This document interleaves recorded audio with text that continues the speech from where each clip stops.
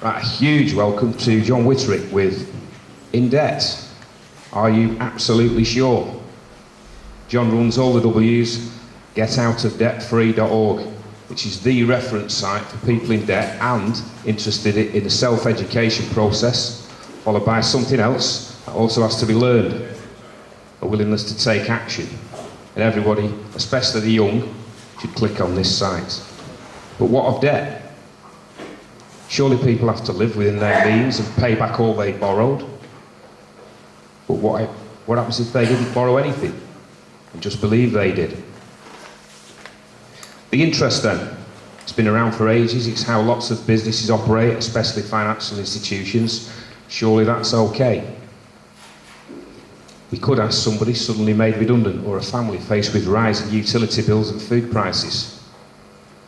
Some people have killed themselves over debt accumulated with compound interest.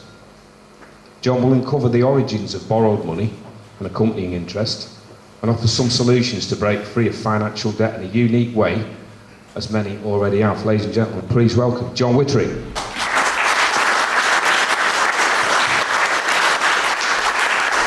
Hello. Right, can you hear me okay? That's good.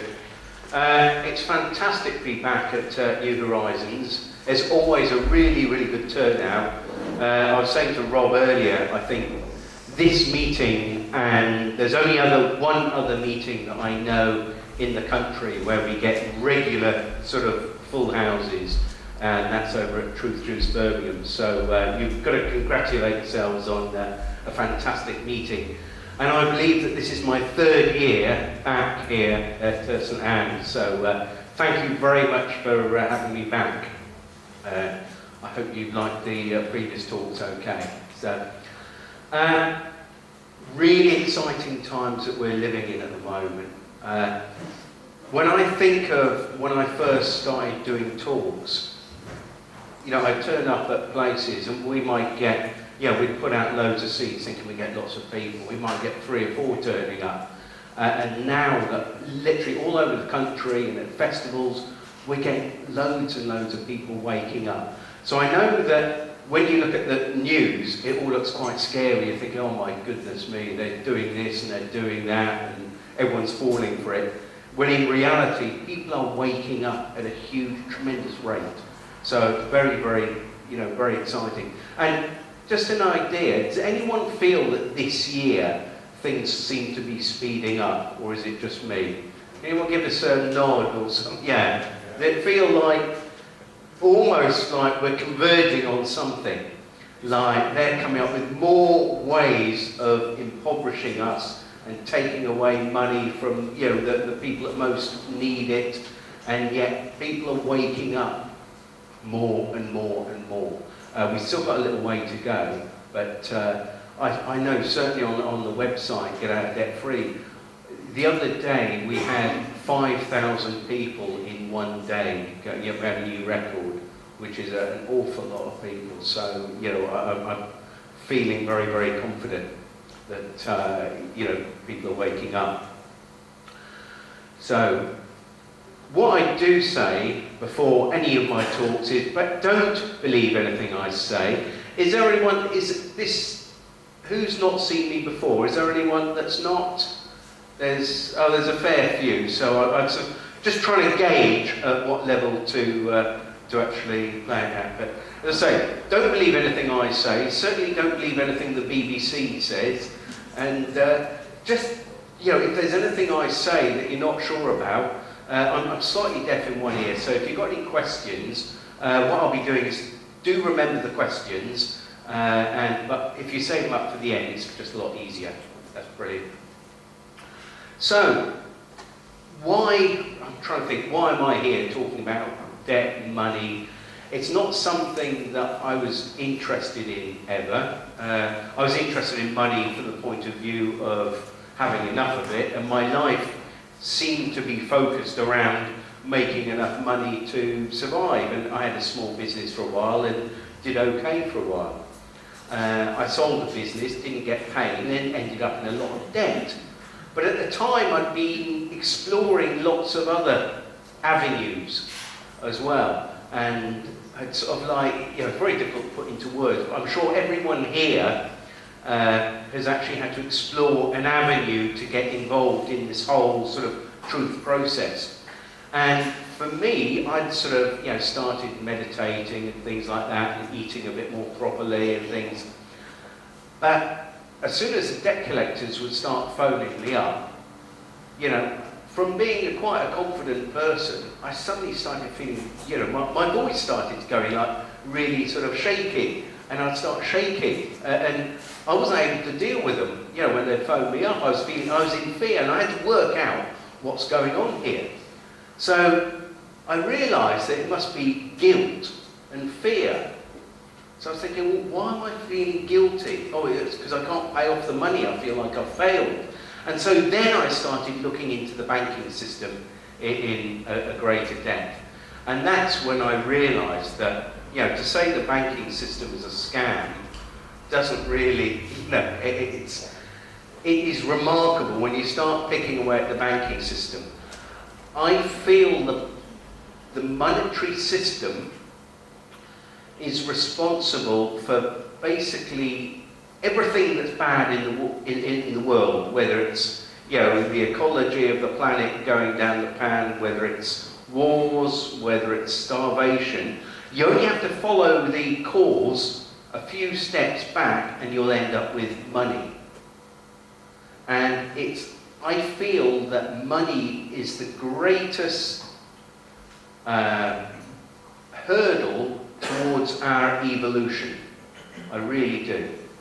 I was at a festival the other day where, it's all sort of love and light and everyone's having a wonderful time and really positive, but of course if you need if you're a bit hungry, you need to buy something, and most people there were a bit broke, and it's always subconsciously think, have I got enough money? So even those of us that have woken up, have freed ourselves, it's still like living with restraints of a fiat economy. But anyway, I digress. But the whole thing, and before I sort of start off, I sort of try and explain in as simple way as possible the problem with the current system. Okay? And what I do, and a few of you might have seen me do this before, I have 2, 4, 6, 8, 10 marbles. I do occasionally lose the odd one, but I've got 10 marbles in a bag here. Okay? Now, is there anyone, what I'm going to do, you're going to have to believe me, 2, 4, 6, 8, 10 marbles, yeah? Okay. Now this is like, have we got any magicians here or conjurers or anything? Is there anyone that can get 11 marbles out of this bag right now? 50 quid if you can. In good fiat currency, or perhaps a promissory note. Anyway, nobody, right? However, that is exactly what the banks expect you to do when you take out a so-called loan. Because what they will do, say for argument's sake, they say they loan you the money. Well, I'll be looking into that in a little while, but first of all, they want compound interest on that, don't they?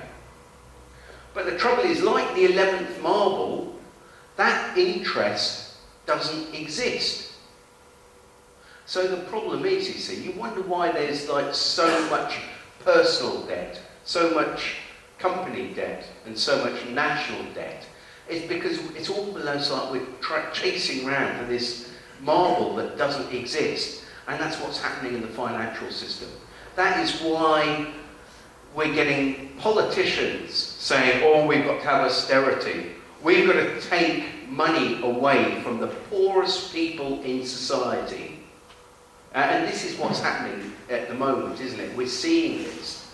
And it's based on an idea that money is created as debt. And every single politician that goes on the television and actually says, oh, we've got to make cuts, we've got to balance the books. They're lying, basically. Or very stupid. I mean, there's nothing else. You can't really. And yet they all go on question time, and they're all very, very... It's either I'm completely stupid, or I think probably a lot of people in the room are completely stupid, and we all just haven't got it. Or that these people with degrees and universities talking about making austerity, it can't happen. That whole financial system is completely flawed. But anyway, what I tend to do is I do keep it, for those of you who haven't seen me talk before, I do try and keep it really, really simple. And so what I do, I sort of compare it to a game of Monopoly, because that's something that we can all agree with. Okay, has everyone here played Monopoly? Yeah? Great stuff. Okay, so there's nobody thinking, oh, I don't know how to play. Now, we're all told, aren't we, that Monopoly was created, I think, in the sort of 1920s recession in America, because people wanted to pretend, you know, when they were really broke, they wanted to pretend they had loads of money. That is actually a fallacy, because there's a guy that's written a book called, it was actually called Anti-Monopoly. What it was, originally, Monopoly was created to actually, it was created by an economics professor to show her students that the current system of capitalism basically was unsustainable. So what she did, she actually made this game, that it was slightly more complicated than the current Monopoly game, but she made this game to actually show people, basically show her economics students, that it couldn't be, you know, you couldn't have a system that would last any length of time with the capitalism as we have it, because all the money tends to go to the richest corporations.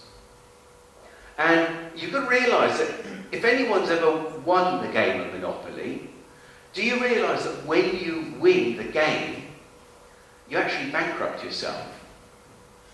Because what you've done, you bankrupted all the other players who are your source of income. And when you bankrupt, it's like a good parasite doesn't kill its host, does it? Might make them a bit poorly, or if it does, it's ready for another one to jump on. Whereas it basically, and this is actually happening, where corporations now, there's whole, you know, there's an awful lot of people who are losing their homes. We're seeing this regularly. But the fight back has started, and yeah, I'm very, very glad to be involved with it. But just a little bit of truth about, you know, the game of Monopoly there. But we've got to realise at the end of the day, it is just a game. And even though they're trying to take our houses off us and our livelihoods off, and I just speaking to a chap that had his car towed away, you know, you've got to realise at the end of the day that life is a game, and it's a matter of turning around. I've seen people who have, I have one chap in particular, I saw him a few months ago, I was talking to him. Bailiffs had stolen his mother's car, and his mother was elderly and needed the vehicle, and she was obviously, she was also disabled, so she needed the vehicle to be able to get round, and when she couldn't drive it, he would drive it. But the bailiffs were after a debt from him, took her car, and whatever they've done, they still haven't got it back. And this is, they go through the courts and still not getting any justice. And this is for an elderly lady who had her car stolen. And when I first spoke to this guy, I could tell he was really sort of upset, but he was almost broken by it. But when I spoke to him a few weeks ago, his whole, he'd changed, something had really changed. And he had decided that it wouldn't take, it didn't matter how long it would take, that he was going to fight back and he was going to pursue them in the courts. And although he had very little money, he was actually going to do everything he could. And basically, these bailiffs have actually created somebody that's going to just continue to actually sort of chop away at them all the time. So we're seeing people fighting back now. And sometimes when you've got very little left to lose, that's for me, when I started fighting back, was when I had very little to lose. And for me, just to give you an idea, I came across a book by Mary Elizabeth Croft. Is there anyone know a few of you here? Has anyone heard of Mary Elizabeth Croft? A few of you. If not, there is a link on the front page of the website, Get Out Debt Free. She wrote a book called How I Clobbered Every Single Cash Confiscatory Bureau Known to Man, brackets a spiritual economics guide. And for me, that was the beginning of the fight back. And that's, that was, like Dumbo has a magic feather, and when he's got this magic feather, that's it, he can fly. Well, for me, that was it. I found these letters, and I thought, fantastic, this is it, all my problems are over. So what I did, I thought, Google Mary Elizabeth Croft template letters. And this was probably about 10 years ago. And I'm thinking, this is great, problem's over. And when I Googled it, normally when you Google something, you get God knows how many million results. There was nothing.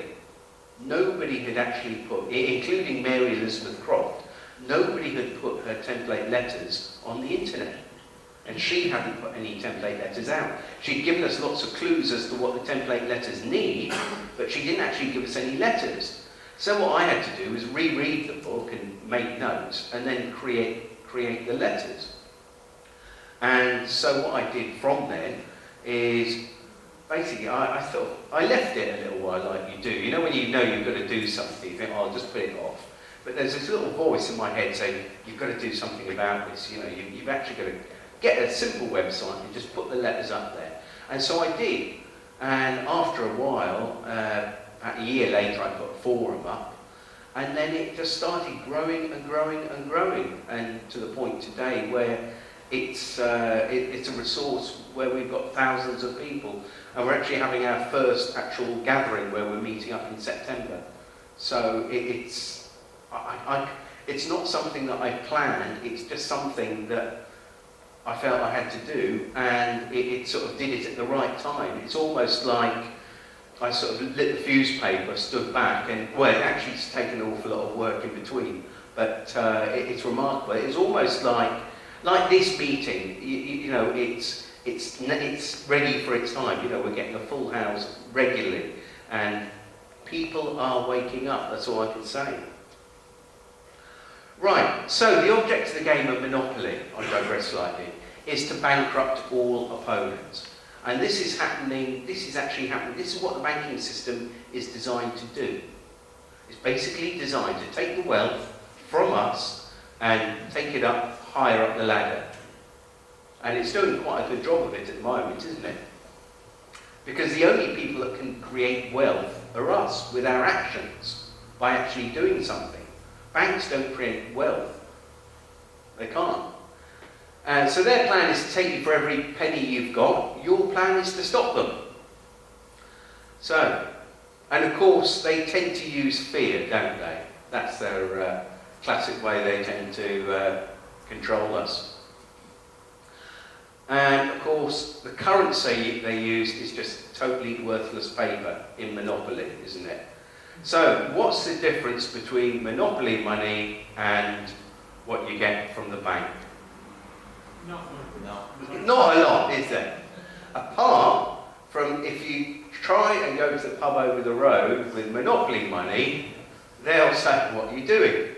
But if you take them, this one with the Queen's head on and a number and everything, saying, I promise to pay the bearer, they actually give you something for it, don't they? Which is quite remarkable.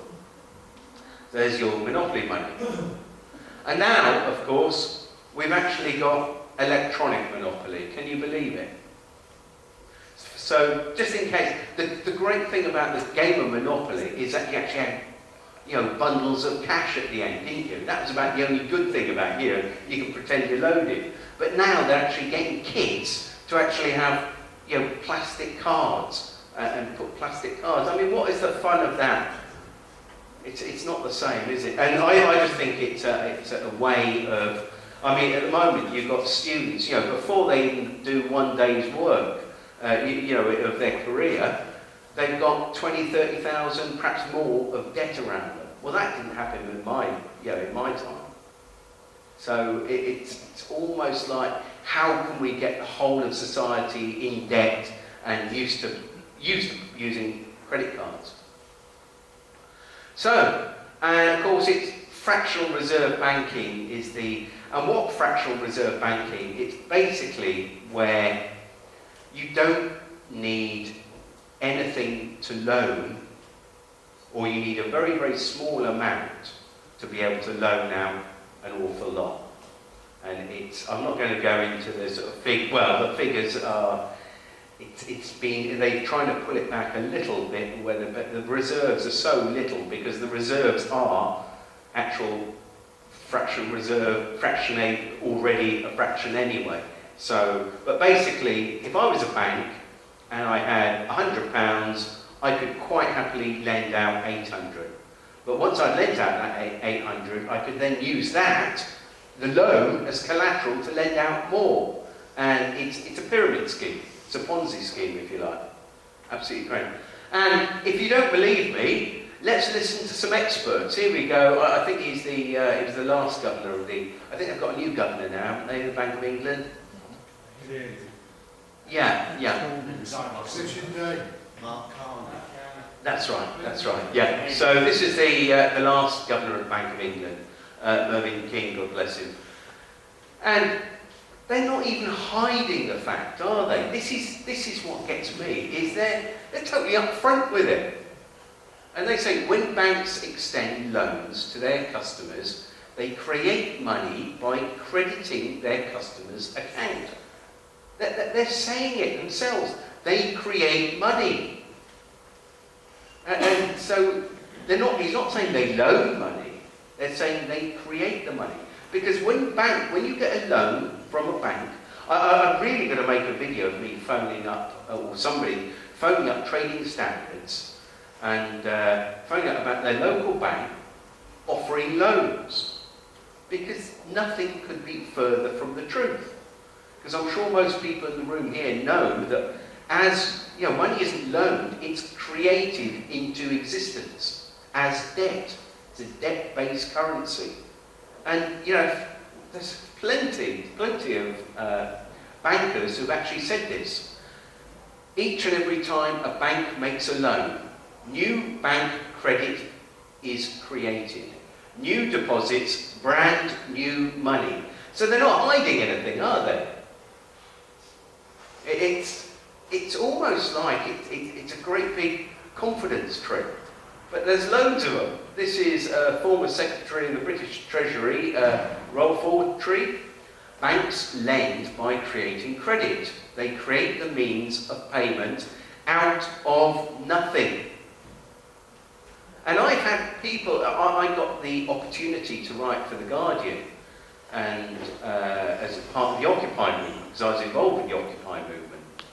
And unfortunately, nobody had checked with me what I was going to write, but the woman, the assistant editor, said, "Oh right, that's okay." They put it in, and because I was talking about, hang on, they didn't lend us anything, so we're under no obligation to pay it back. I got absolutely attacked on all sides. But hang on, if they've not lent us anything, why should we pay it back? Can you see? And it actually goes a couple of levels deeper, and I'll touch on that in a little bit, actually, of what they're actually doing when you take out a so-called loan. It's actually you that's creating the money, not the banks, funny enough, but I'll touch on that in a little bit. And this is Martin Wolf from the Financial Times. So this is a very respected publication. The essence of the contemporary money system is creation of money out of nothing. But then he says, by banks often foolish lending. Well, it's not lending, is it, if it's created out of nothing? So, it's quite remarkable. Banks create credit. It's a mistake to suppose bank credit is created by payment of money into banks. So that's the Encyclopedia Britannica. So there's loads of people. Here we go. And this is quite interesting because this is actually blaming the 2007, 2008 crash on the unrestrained creation of money. The financial crisis of 2007-2008 occurred because we failed to constrain private financial systems' creation of private credit and money.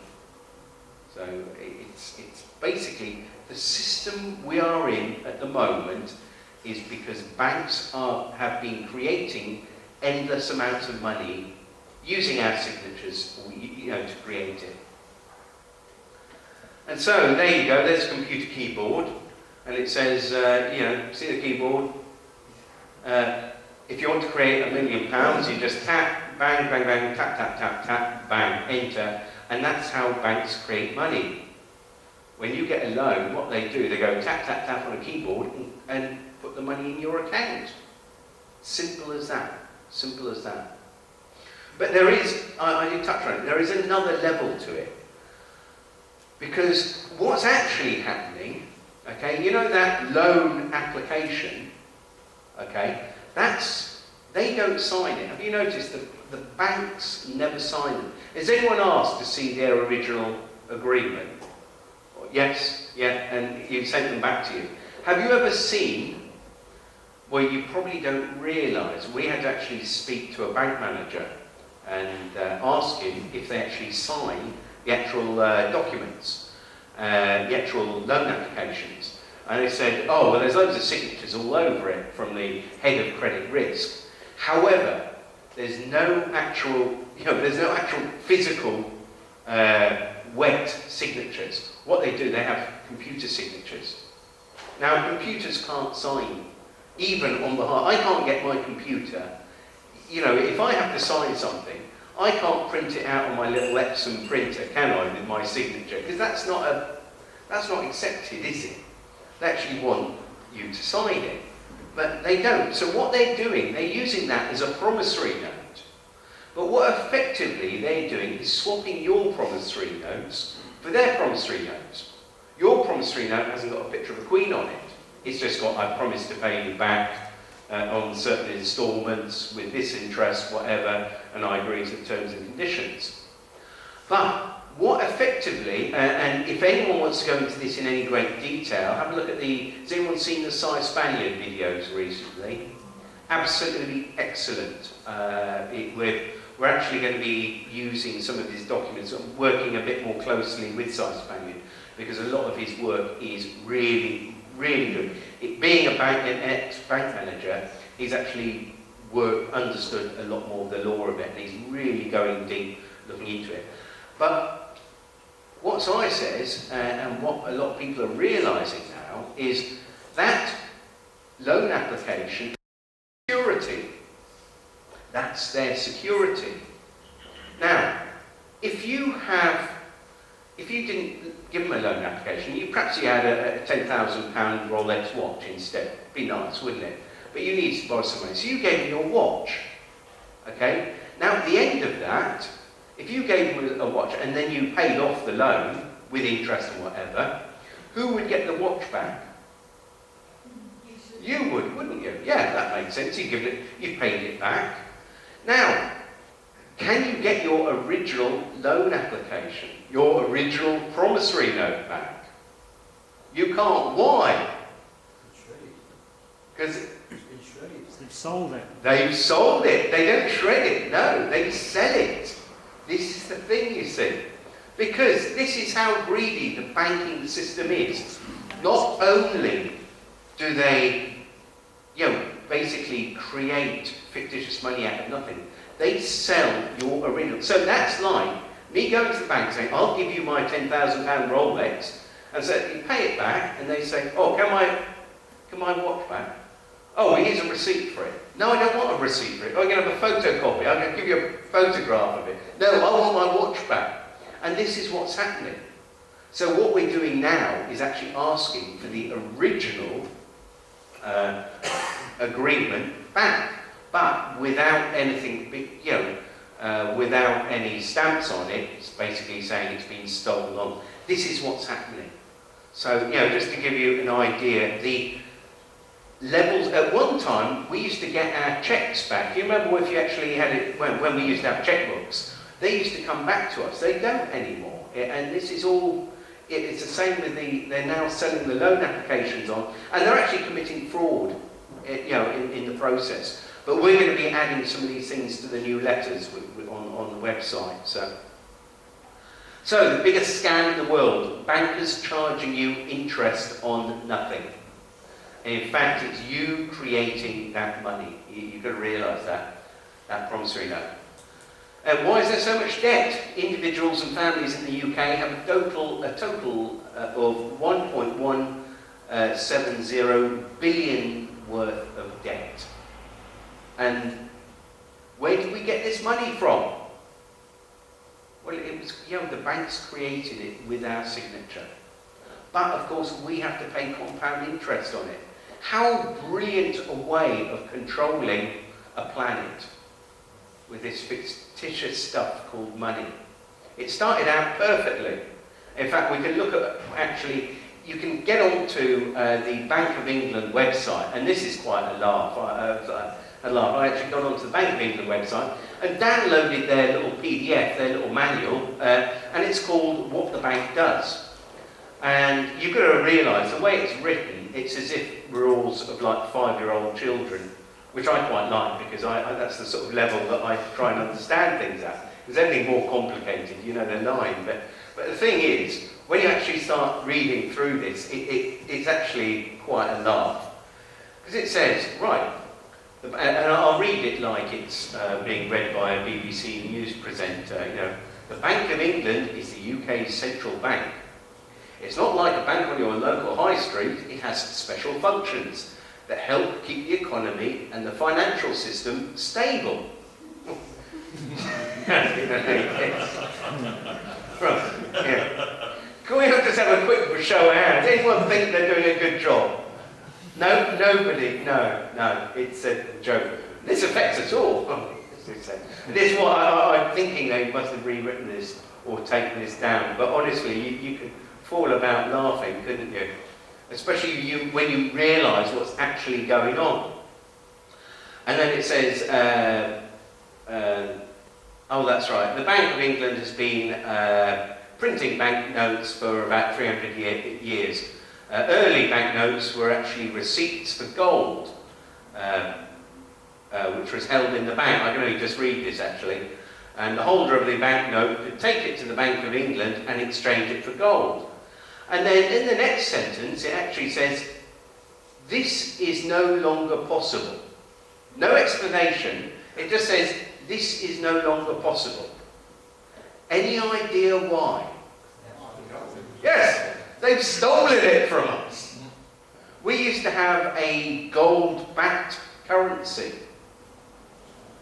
But, so what it was, this is the whole point. And we're still trading with laws, the Bills of Exchange Act. And I was talking to Dave earlier about that, and I'm hoping that he's going to give us an update a bit later on. But we're still basically using laws or the Bills of Exchange Act as if we're still using promissory notes.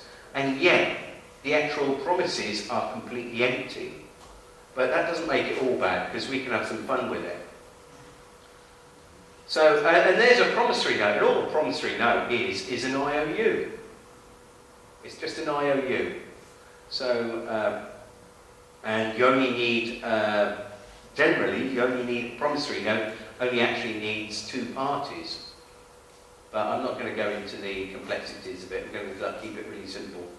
So, do you know what the promise, now we say it was backed by gold, but do we know what a pound was actually based on? The value was based on. So it's a weight of pound based, yeah, a pound of silver.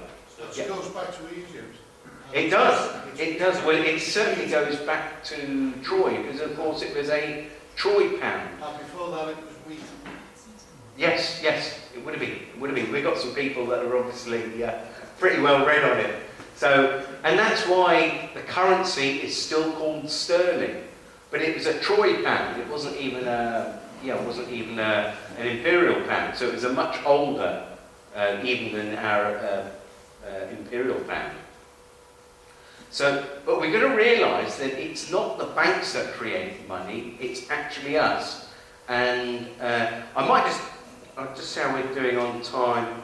what we did, we actually asked a bank manager, basically, what would happen if we came along to the bank. If I were to approach the bank Yes. on promissory note, By law, it has to be accepted because we can put it through the Bank of England. But you try and get the bus home now and pay with stamps. That's what I would say. So if we came into the bank with promissory note, you would accept it for value. You would Well, accept we've got to, haven't we? You've got to. But we don't. We wouldn't. And that goes back to It's- 1882, Yeah, I know. yes? I know. Bills of Exchange Act. So you were saying you have to accept promissory note. Well, right, by law, You can we see this on do. the website if you want to see it, but we got a bank manager who worked for a large city branch of one of the high street banks, and he spoke to us on the understanding that we wouldn't give away his name or the bank that he worked at or where he was from, and we actually had to disguise his voice, because if his bank knew that he'd been talking to us about the sort of things he was talking to us about, he would lose his job. And I met the guy and I thought, oh, this is going to be a laugh, interviewing a bank manager, and there were a few of us interviewing him. But as soon as I met him, I thought, oh, this seems a really nice guy. And he was remarkable because he was speaking an awful lot of truth. And basically what the video would show you, he said, if we turned up at your branch with a promissory note, what would you do? And his words were, oh, we'd have to accept it. So he said, you would have to accept it? He said, well, by law, yes. And this is, we've got this on the website, so you can check this out. So somebody said, well, okay, let's get this right. So if I bring one to your bank tomorrow, you will accept it. Oh, we won't accept it, but by law we have to. Bills of Exchange Act. So even bank manager, not every bank manager, but smart ones, and this guy was pretty smart because he looked into the banking system much like a lot of us have, where we've looked a little bit deep. But he looked into it a little bit more deeply and realised that, well, he basically started with the bank in 2008, 2007, 2008, just when everything started crashing, and then started looking more deeply into the banking system. So he's aware of an awful lot of things. But this is a promissory note you can download.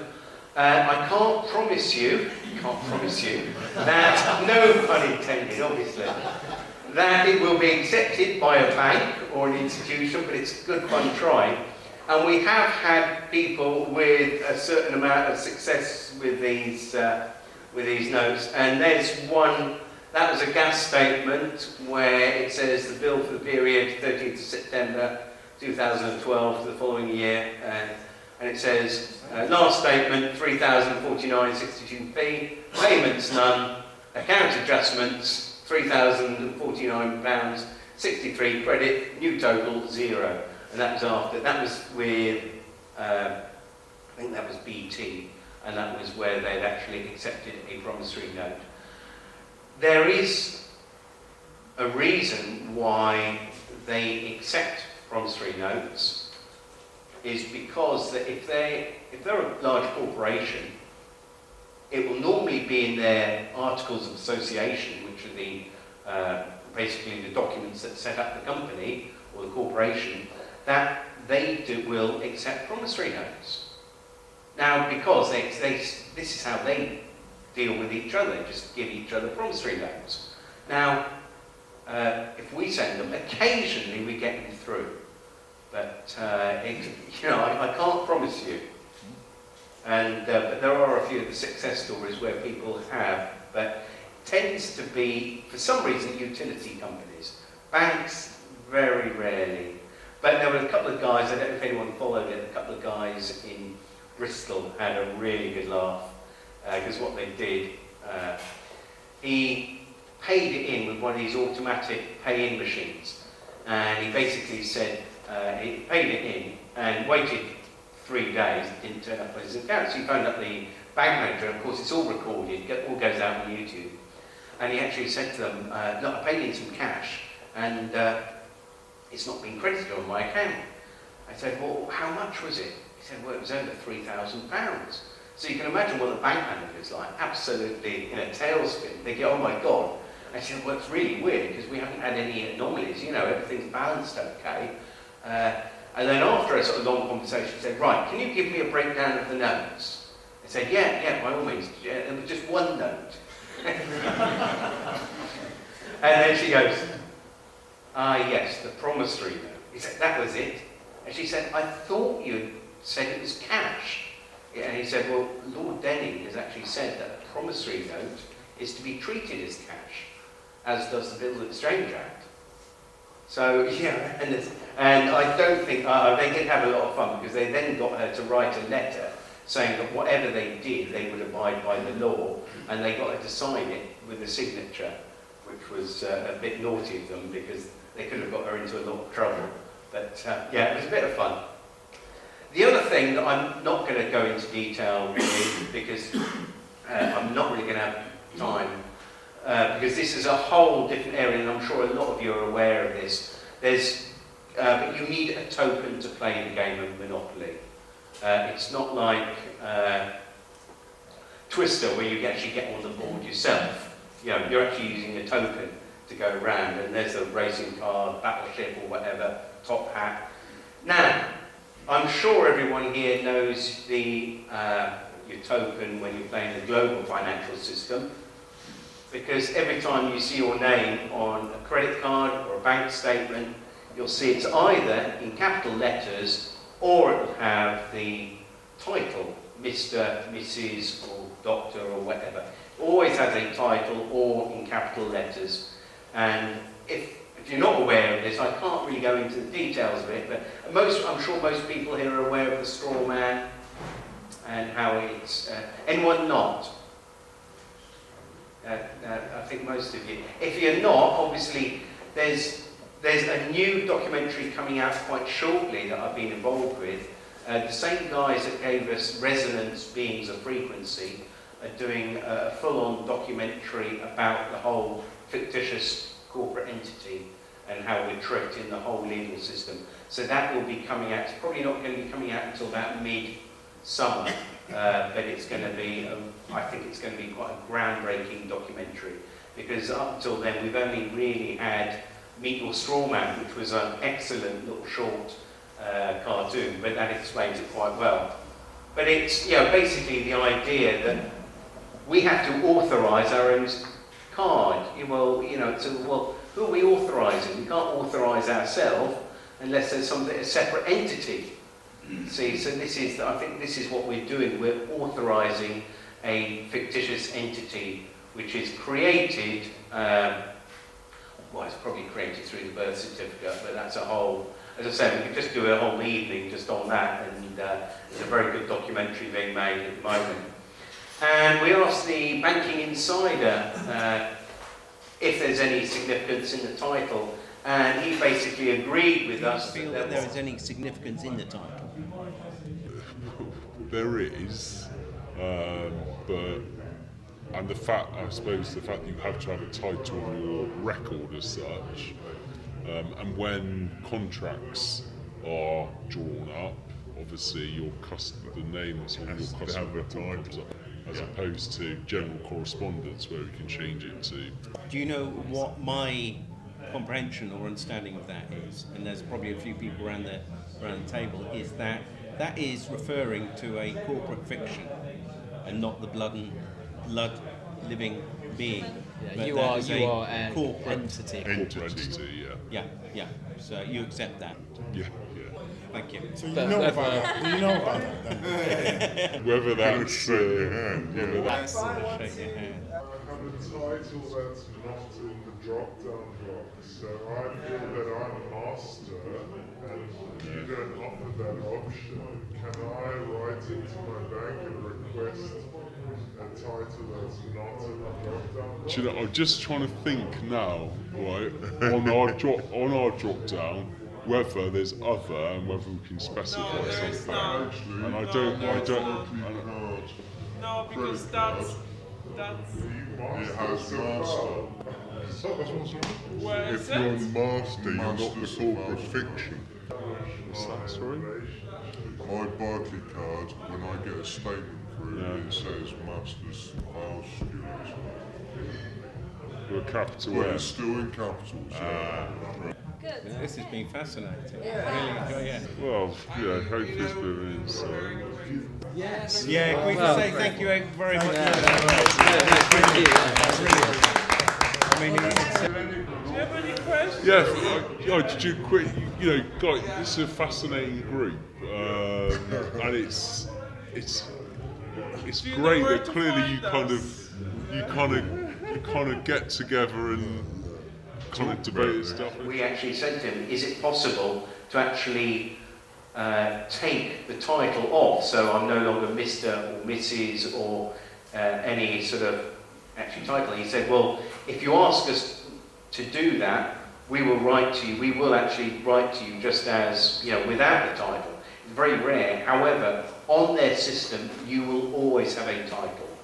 And we actually suggested to him that, is this some sort of corporate fiction? And he agreed with us. And so I found that quite remarkable that a bank manager would actually ever agree to that. But it was quite interesting. Now, obviously, with all the bailouts in the last 4 or 5 years, it's remarkable that when you realise that in Monopoly, one of the rules of Monopoly is the bank never goes broke. And in Monopoly, if the bank runs out of money, the banker may issue as much as needed by writing on ordinary paper. Now, is that just completely remarkable, or what? I mean, the fact that the bank never goes broke, and we're seeing the most ridiculous thing here in as far as if they'd let the banks go broke, as they did in Iceland, we'd be in a far better situation than we are at the moment. I'm going to just briefly touch on Iceland in the second half, where we're going to be looking at solutions. But that'd be certainly one thing. And then we go, there's the guy in Monopoly saying, what do you mean you need a bailout? So, now, obviously, in Monopoly, there's no way you're going to be able to win the game of Monopoly if you don't understand the rules. And so, what I'm going to do is, because I've only got about 10 minutes left, and then we're going to stop for a cup of tea. And I could quite happily talk for hours and hours and hours, but I need a cup of tea, and I'm sure all of you do as well. But I'm just going to give you an overview of what the website's about. I'm not going to go into any great detail because all the information's on the site, but I'll give you a quick overview of it for those of you who aren't aware of it. And you've got to realise that obviously being debt is one of the consequences of playing the game. And this is the global financial game. Or, you know, because money is created as debt. This is it. You know, this is the whole... people... I got into an argument on our forum because this one guy was saying, well, if you borrowed money, you've got to pay it back. And we were saying, well, I haven't borrowed any money. This is the whole point. And I said, well, what would happen if everyone did what you did? I said, well, there wouldn't be any debt, would there? This is the whole thing. We are programmed, aren't we? And guilt and shame. This is why when the debt collectors first phoned me up, I'd get all sort of, you know, my voice would go, I was feeling guilty, I was feeling full of shame. And then, you know, later on they'd start phoning me up. And I ended up having like quite a good laugh with them. Because, you know, to start off with, what I would do is, they'd phone me up and I'd say, just one moment. And before I was brave enough to actually talk to them, I'd start off by just putting the phone down in front of, I'd listen to Radio 3 in the day just to keep you nice and calm. And so, you know, something nice and gentle, and you just put the phone down gently. Just one moment. They'd say, it's Jon Witterick now, just one moment. Hang on a second. I wouldn't say I'm not there because that'd be lying. So just put the phone down and then creep away very quietly. And then I'd wait sort of like 2 or 3 minutes and I'd come back and say, oh, hello, yeah, you're still there? Yeah, hang on, yeah. Put it back. And that would just keep going. Otherwise, they're going to hang up. And I thought, the longer you keep them there, obviously is stopping them from actually chasing other people. So I'm doing someone else's service as well. So, but that is what that was doing, and immediately people are laughing, and I was laughing inside myself. I was like, thinking, oh, this is fun. After a while, I started getting brave, and I'd either ask them security questions. So I'd ask them, can you tell me, I want the date your company was incorporated, I want the VAT number, I want the company number, I need your direct line, I need your full name, I need your manager's name, and just start asking all this. And what I would do, sorry, I'm having problems with this moving around. What I would do, I'd write it all down, and the next day when somebody else phoned up, I would then be able to say, right, can you give me your company number, the last 3 digits of your company number? Oh, that's, and I'd give them a clue. Well, look, it starts off with these digits, just get the last 3. Or can you give me the 3rd, 5th, and 6th number? And you can have fun with it, and can you see, as soon as you do that, it changes your attitude. And I'm one of these people that's very much into the law of attraction. And I really feel, only because I don't know how it works, but I feel that it does work. Because if you're in fear, lots of things tend to happen to give you more of that. So when you overcome that, it's like, well, you don't get those lessons coming to you anymore. And I really feel that. It's almost like, as soon as you get up the fear, they give up anyway, and give up. And it was funny, with the ones where I was doing the security questions, they give up. What I tend to do now is just thank them from the bottom of my heart for paying my debt off. Because I said this to the bank manager, our friendly bank manager. He was a friendly guy. He didn't lend me any money or wouldn't even swap my promissory note for any of his. But can't think why. But now, of course, what we're doing is, well, we actually said to the bank manager, look, if I pay off, my mate was there, so if I paid off Tony's debt, say, you wouldn't be chasing him. Say if he had an overdraft and I came in and paid it off, you wouldn't be chasing him for the money, would you? Even if he didn't pay it off, if I paid it off for him. So I said, say if I was a debt collector and I bought it from you, then you wouldn't be chasing. It's paid off, isn't it? They said, oh yeah, I see what you mean.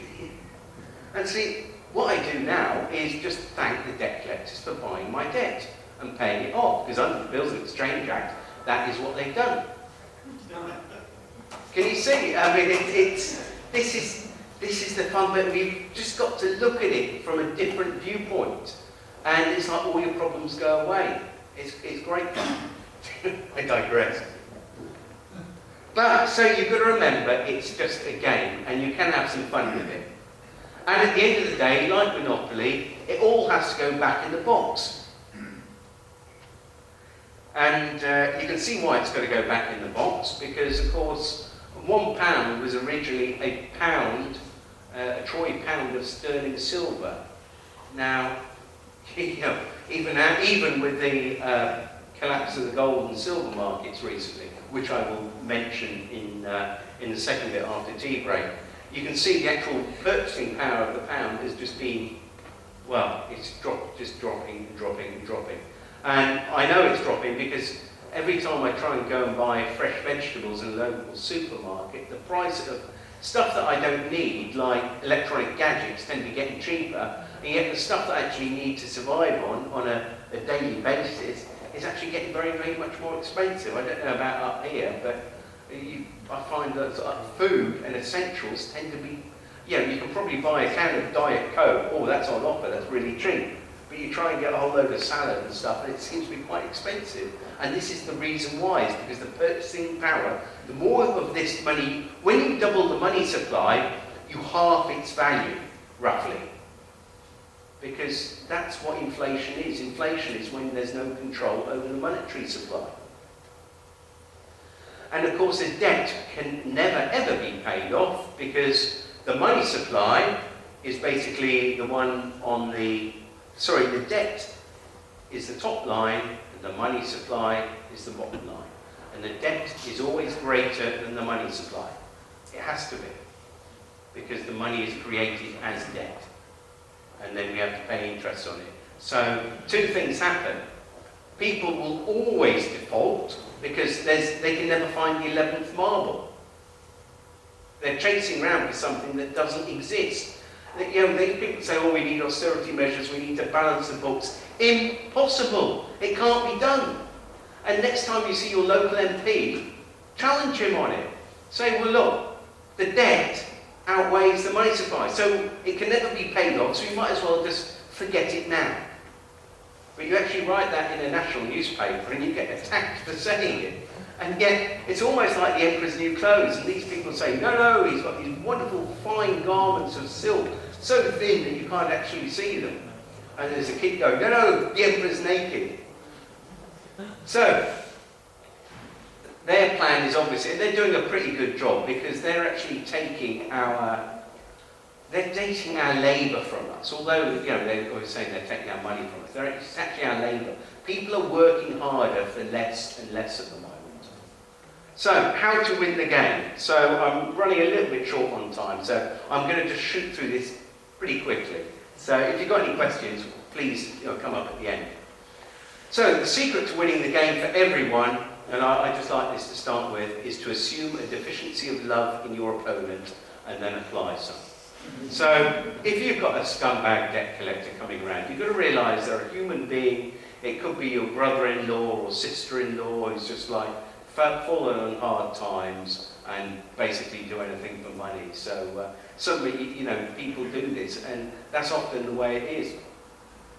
First thing I would say is respect authority.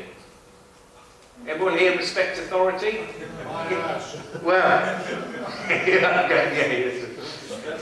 when I heard that somebody got booed here a few months ago, I was thinking, oh my God, they've obviously got a bit. When I say respect authority, there is only one authority in your life. And it's a very, very quiet voice, and it tends to come not from here, it tends to come from here. And if you don't feel it, then what I would say is take some time out, go and sit in the park, go and sit in the woods and quieten your mind down, because when you actually tune in to your sort of intuition, it's normally pretty good. And that is the only authority in your life. And that's a pretty good sort of pretty good guidance. And it was, when I actually read Mary Elizabeth's book, I was just thinking inside my heart, this makes perfect sense. This makes complete sense. And then I acted on it, and as I say, the website grew from there. So, just very briefly, sorry, I've got an itchy nose. You're going to have to edit that out on the. I can't edit my nose out. Don't have a debt with the same company. Say, if you've got a mortgage and you're overdrawn on your credit, if you've got a mortgage or a credit card and a current account that your wages go into, basically you want to separate the two. So get a new bank account. You can go to the co-op or you can go to Barclays, because both of them will offer you cheap basic, free basic accounts. Out of the two, I would suggest co-op, definitely, because Barclays are, all banks are dodgy, but the co-op are probably the least dodgy in as far as they don't invest in landmines and nasties like that. Don't speak on the phone unless you use the sort of tactics that I was showing you earlier, using either the radio or asking them security questions or thanking them for paying your debt off. But make sure, because otherwise they'll pretend, they'll trick you into agreements. Don't pay the £1 a month, because that's just a way to get you to contract. Up until, if you agree to pay anything, that's a verbal contract, and that's why they offer to get you into that £1 a month sort of thing. So, don't offer to pay anything, don't get worried, scared or intimidated by them. A simple way to deal with them is addressee not recognised. Where you'll say, well, hang on, that's your name on there. But no, I don't agree to, my title isn't Mr. I'm Jonathan of the family of Witterick, if you like. Or you can call me King John, if you like. I will answer to that title. I've got quite a small domain, but it's mine anyway, and I'm sovereign. And so Mr. is quite a lowly title, so I don't like that one. I'm going to change it. I'm going to have to phone up the Co-op Bank and ask them to change it to King. That'll make a good video. You're in trouble with John Alice if you do. That's right, yeah, that's very true, yeah. I'm not going to be King of England, I'm just going to be King of my bedsit, I think so, yeah. Do you have to have a title? No, I don't think you do, unless, if you only need a title if you're a corporate fiction. And if you're looking at a banking dictionary, a dictionary of banking terms, title refers to ownership. So effectively, they're owning your corporate entity. So they can't own us flesh and blood, but they do try. So, but debt collectors basically buy your debt. I'm saying 10p, that's a bit on the high side. Anything from about 6p, and if it goes back in the pot, it actually goes down. And so these are the bottom feeders, basically. They're the ones that are like feeding on the poorest people on society. So, but obviously, because they buy your debt under the Bills of Exchange Act, it's discharged. So don't remember that a verbal agreement with debt collector is actually is more enforceable than a unilateral one with a bank. So don't agree to pay anything. And basically, the letters ask for an invoice, or ask for it in your name, and basically ask them if you've got a lawful contract and where they got the money from. That's basically what you're asking. And you give them 10 days to respond. Because if it's going to be lawful, they've got to have given you consideration, which means something of value. Well, they created the money out of nothing. Therefore, although people use it and you can exchange it for something, it inherently has no value. Therefore, there is no consideration to make it a lawful contract.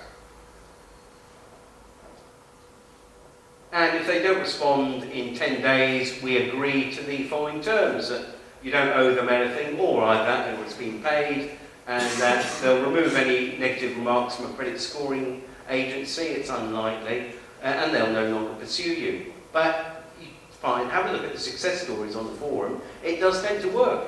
And then if they continue to contact you, you charge them. And you can basically charge them what you like. There we go, 3 times what they're claiming, £1,000 per partner. I would try and keep your bills to them under £5,000, because you can then go through the small claims court very cheaply. I believe it's gone up to 10. Oh right, yeah, sorry, yeah, it has. Recently went up to 10, so yeah. Keep it under 10k. All good fun. And then you bill them. And there we go, send them a bill. Okay, and what I would say, just generally, always be truthful, respond politely, act honourably, act lawfully, and don't be greedy. If you want to go out and get loads of credit cards and then go and buy a Porsche and flash suits and stuff like that, then perhaps you're beginning to act like a banker yourself. And you actually have to look for why you're looking for external stuff. You're probably something inside you haven't actually come to terms with. So, yeah. And just finally, this was back in 2009, and the website, the forum had only been up for about a year at this point, or it might have been in 2009 when we actually created the forum. But anyway, a whole load of debt collectors got together. They're part of the CSA, not the Trial Support Agency, the Consumer Services Association. And they got together in a posh room and did a nice PowerPoint presentation. And this very nice chap went up and suggested that there were 5 websites that they would like to see removed from the internet. And one of them was Consumer Action Group, there was blagger.com, Penalty Charge Forum, and another site called getoutofdebtfree.org. And I can remember the phone call one day saying, my webbing going, the website's gone mad. It's like, where did you just get home? The server almost went down. What they didn't realise is that the Guardian reporter went along, put it in the Guardian newspaper and the Guardian website. The Guardian put a hyperlink from the Guardian newspaper straight through to get out of debt free. People are just saying, well, that looks interesting. Bang. At the time we were languishing on page 4 of Google.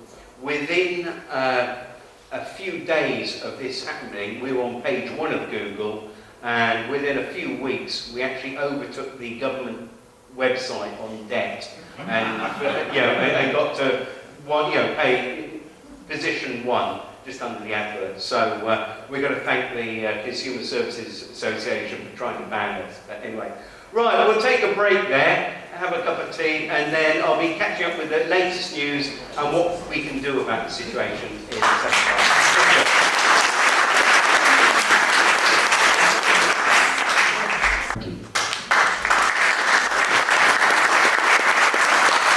Yeah, fantastic. Right, part 2. What I'm going to do is just shoot through the slides, because I think quite a few of you got quite a few questions, and I'm quite interested in what some of you guys are doing as well, because it seems that on a lot of fronts we're having an awful lot of success.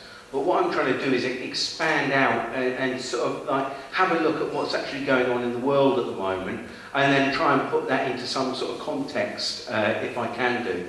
So what I'm going to start with is sort of look at sort of like what's happening in the news as far as the sort of money thing goes. And this year has been interesting, to say the least. I mean, it started off with the crash of the gold price. It is remarkable, because it's, well, here we go. And this is in the Telegraph. This wasn't in one of the conspiracy websites. This is the Telegraph saying, and this is a guy, an ex-Lloyd's of London insurance market guy, talking about the gold crash is further evidence of market rigging.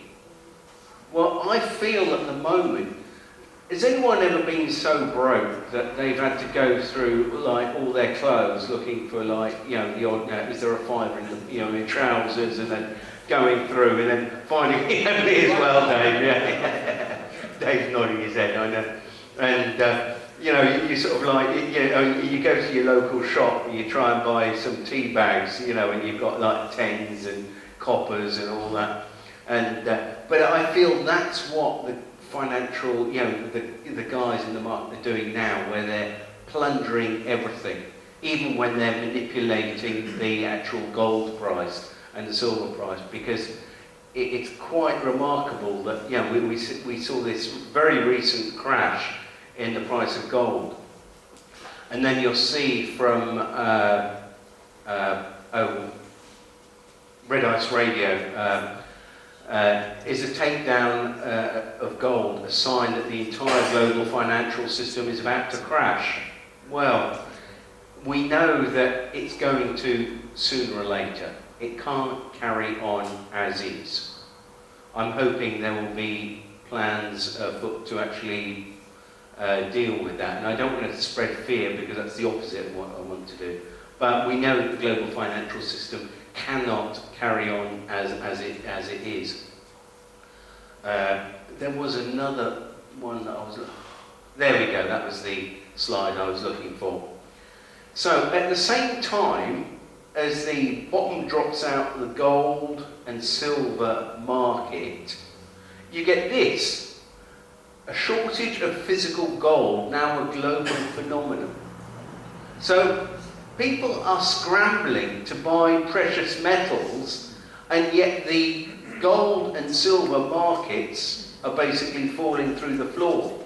You know why? What they've done, people that have actually bought gold and have even paid to actually have it stored, have been going along and saying, "Can I have my gold back, please?" And they're saying, "Oh, we haven't got any at the moment."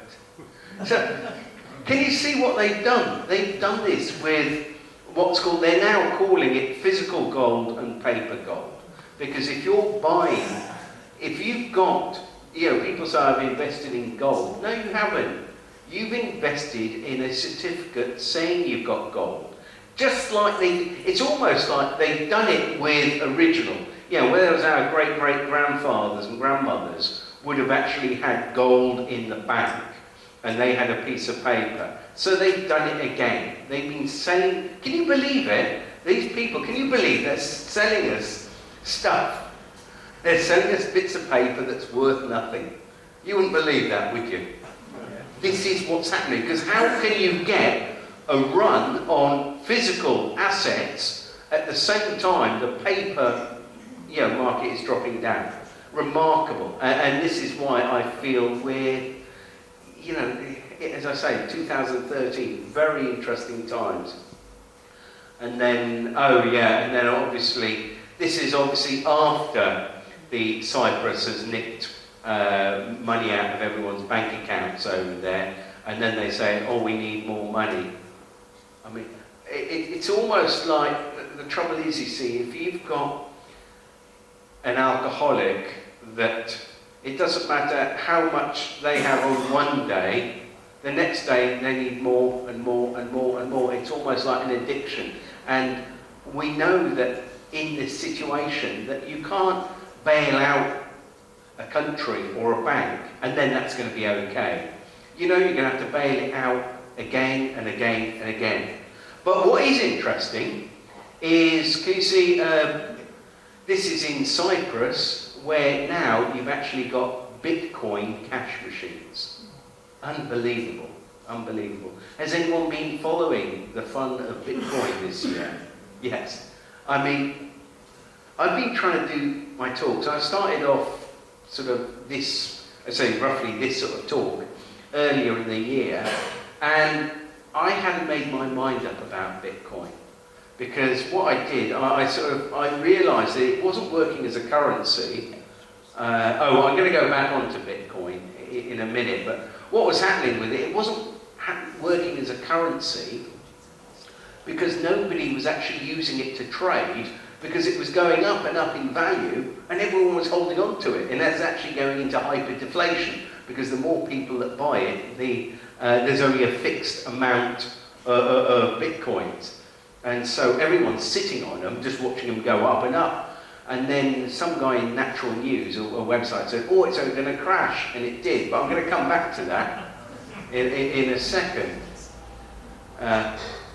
When you just look at, you can't really see the colours on this, but basically you realise that Cyprus, there's only about 60 to 80% of its debt to GDP ratio. And this country, the UK, and many other countries, obviously the big nations, that's Italy, Portugal, Greece and Spain, are in a lot worse situation. So don't be surprised if it happened in this country, where they suddenly decided that anyone with savings, they're going to take 10%. I mean, it is robbery, outright robbery. And I'm surprised that people put up with it as much as they did in Cyprus. And I'm sure a lot of you very well-educated people in this area are aware of what happened in Iceland. I'm not going to go into any great detail, but suffice to say that in Cyprus, the EU forces the Cypriot state to take 10% from the bank deposits of people and companies to bail out the bankers, and the economy is collapsing, whilst in Iceland, the Icelandic state let some of the banks fail, put 3 bankers and the finance minister, because he was linked to one of the banks and been doing very naughty things, put them in jail, and then actually had a program of partial debt forgiveness as well. And their economy is booming. Now, obviously, it wasn't, some people say, well, it was true. They had to take, their economy was based on a Ponzi scheme. So there was a huge, quite a drop in their standard of, in the actual, their economy had to be revalued completely. But it actually grew by 2.4% last year. So they must be doing something right. And how many economies are actually growing at the moment? But, however, you don't see that on Newsnight, do you? It's funny why, they don't want to tell us about it. They want to tell us about Cyprus and everything. They don't want to tell us about Iceland. Remarkable. Absolutely remarkable. And then, the Bank of England, this was just, this is just back in March, where they're increasing the quantitative easing. Well, this is the thing, if you're printing, when you've got an exponential money supply, it's only going to go more exponential. It can't carry on as it is. This is one of Dee's illustrations, which gets it absolutely perfectly. And it doesn't matter whether it's the Bank of England or the Federal Reserve in America. It's exactly the same. They're all doing well, the two banks are almost identical. Whatever the Federal Reserve does, the Bank of England does, and vice versa. But it's basically, a great illustration. And there's the Bank of England balance sheet. I won't go into any details, but it starts on the left at the year 1830. And that little squiggle where the arrow is pointing to is 2008. And that's the increase in money since 2008. See, the Second World War didn't even create hardly a blip. The Suez Crisis is, sorry, I'm on camera for a second, that little blip there. Oh, I have actually got a little, I think I have got a little pointer here. Yeah, that was the Suez Crisis there. That created huge economic upheaval. There's a little blip like that. People don't realise what's been going on. They really don't until they see a graph like that about how much the money supply has been increased in the last 4 or 5 years. And there we go. We have a problem with the debt ceiling. Beautiful, beautiful. Let's talk about this glass, this ceiling that it hits. So, economist Kenneth Boulding says, anyone who believes in exponential growth can go on forever in a finite world is either a madman or an economist. It sounds funny, doesn't it? It really does. But it's the only way to deal with it is laugh, because it is so ridiculous. So I say it's a mathematical certainty that the economy will collapse. It has to, unless it is radically altered. And money was never intended to be a commodity, in itself. It was actually a way of accounting so that we could actually trade our goods and services with each other. And it's also, they talk about, there's a excuse me. They say, there's a there's a recession. Well, hang on, there's a recession in what? In the, say we're all using a Sage accounting system, or we're using a ledger, a paper ledger, or we're really short of accounting paper. We're really short of the book, the ledger paper. So we can't, so that's a depression. It's crazy, isn't it? Is there anyone here that, isn't prepared to, provide goods or services of something they're good at for their fellow humans, or family, or community? We're all quite happy to give because we're sort of, I think we're sort of like that. It makes it very, very difficult when the means of exchange is actually takes a cut of our wealth. In fact, it steals most of it. More than half of our money, more than half of our wealth goes in tax. So I say it's not a crisis, it's actually a scam. And fractional reserve banking has basically failed us. But obviously not the bankers. They seem to be doing very well out of it. Okay. We produce more than enough food to eradicate world hunger. It's a shame there's not enough money to pay for it all. So, what I'm sort of looking at is just looking at some of the alternatives. So I'm just going to quickly go over a few things, and then we'll have a little bit of time at the end to do some questions. So, back to Bitcoin. Bitcoin is quite remarkable. As I say, when I first started off, what it is, it's basically just a way of electronically sending it's a form of currency with no central control. With PayPal, they've got central computers, like banks have central computers. But this is open source software, and as far as anyone can download the software and actually look at all the code in it. But it's very clever because every transaction is, if you like, shared between all the computers in the system. So it's very difficult to steal money. However, there have been attacks on it. Now, at the beginning of the year, I was saying, you know, it was going into hyperdeflation because nobody was selling it. And then there was suddenly a great big, oh, that's not the one I want, that's the one I want. There was suddenly a big crash. Oh no, so to begin with, that was the, to begin with, it was going up and up and up. And then the inevitable happened, we see the Bitcoin crash. However, and then I thought, oh well, Bitcoin, that's it. It's died in the water. But then something quite remarkable happened, and I'm sure you're aware of this, aren't you? Bitcoin bounced straight back up again. And as soon as it did that, it then became, if an economy, you know, if something can crash and then bounce back, it actually means it's actually got legs. And actually, although people got a bit jittery and all pull their money out at the same time, the fact that it bounced back quickly means that what's the alternative? You know? And this is the situation we're in at the moment. And then, of course, you get cyber thieves targeting the Bitcoin owners. Now, it is a little bit complicated. I can't explain Bitcoin altogether. There's quite a bit about it on the internet.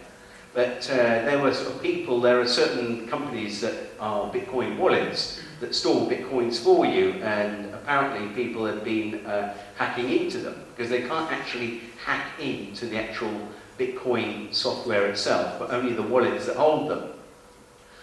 And then, this only happened, this was May the 14th. In America, what was happening is there was a Japanese currency exchange was exchanging Japanese currency for Bitcoin. And that was really upsetting the American banking system. So Homeland's US government, basically, whereas in the past, I think it was them that were probably trying to hack into Bitcoin and upset it, but they basically went in and closed it down for security reasons, for banking system. So we know that the government, well, the banking system, the same thing as the government, is absolutely terrified of Bitcoin because they've got no control over it. Absolutely no control over it. And for that reason, I think it's actually quite exciting, and it's something that we should be looking at. And I'm going to be looking for I'm going to be getting a Bitcoin donation button on the website, you know, so that we can actually offer people that option. So. And then you've got Positive Money. Has anyone come across this website? I would say it's a really good website and an excellent resource, and they've got some really good quotes on it.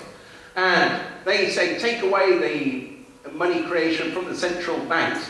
However, they say give it to the Bank of England. I mean, that's like giving the keys to the hen house to the fox, isn't it? Really? I mean, they don't talk about writing the debt off, and they're still happy to inflate the economy. So I personally think that Positive Money is, I'd say controlled opposition.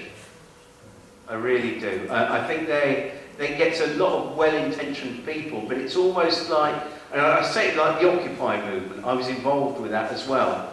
I see what they do. They say, oh, here's a place, you know, if you want to complain, can you do it through this? But, you know, obviously they take the teeth out of the, whatever it is, you know, it's too organised. It's not grassroots enough. You know, they've got posh offices, they're all very, very organised. They're writing stuff for the IMF and things, you know, and trying to get legislation passed. And I don't trust them. I don't trust them.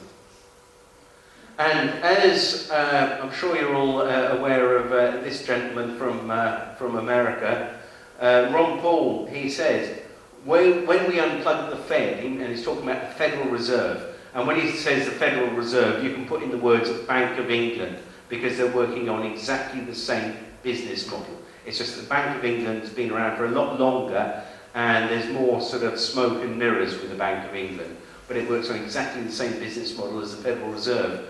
And it basically says that when we unplug the Fed, the dollar will stop its long depreciating trend. International currency values will stop fluctuating wildly. Banking will no longer be a dice game, and financial power will cease to gravitate towards a small circle of government-connected insiders. It's very true what he said. And then, this is in the Telegraph, and I sort of see this in the Telegraph, and I thought, I can't believe this. I had to sort of look further. It says, IMF's epic plan to conjure away debt and dethrone the bankers. And it basically says that, oh, actually, we could get rid of debt just like that.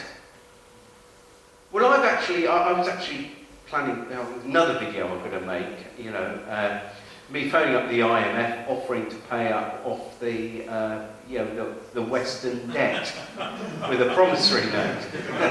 You can do it. Sign it King John. The other one. But this, when you actually look at it, what it was an independent study saying, well, hang on, it's all just basically fictitious, and we could get rid of it. Now, the IMF will never agree to it, but because it was a paper written for the IMF, but it's just absolutely true that we could get rid of the debt. And sooner or later, we'll have to say, well, look, this isn't working. We're going to have to get rid of it. And there's a lot of the debt owed to the IMF and the World Bank. Who do we owe the money to? Well, basically, the IMF is the World Bank, effectively. We only tend to go to war with countries that aren't in the IMF. So Iceland, when somebody asks that question, say, well, surely if there's all this debt, then the sum total must be zero. It would make sense, wouldn't it? So if everyone paid off everyone else, surely there would be no debt. But the trouble is that there'd be no money either. In fact, there would still be debt, and there wouldn't be enough money to pay it all off. And this is what people don't understand. And I'm not an I've got no qualifications in economics. It's just that, I've got a very simple way of viewing this, but it's common sense. And the people that get into it, the economists, fill their heads up with all these ridiculous theories and stuff that they learn in universities and, on their PhDs.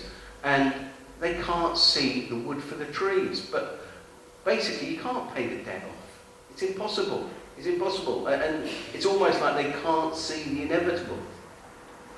I come from Guernsey, little island that I'm sure you're aware of it, in the Channel Islands. And just after the Napoleonic War, which was obviously another bankers' war, where the island was in huge debt to the bankers.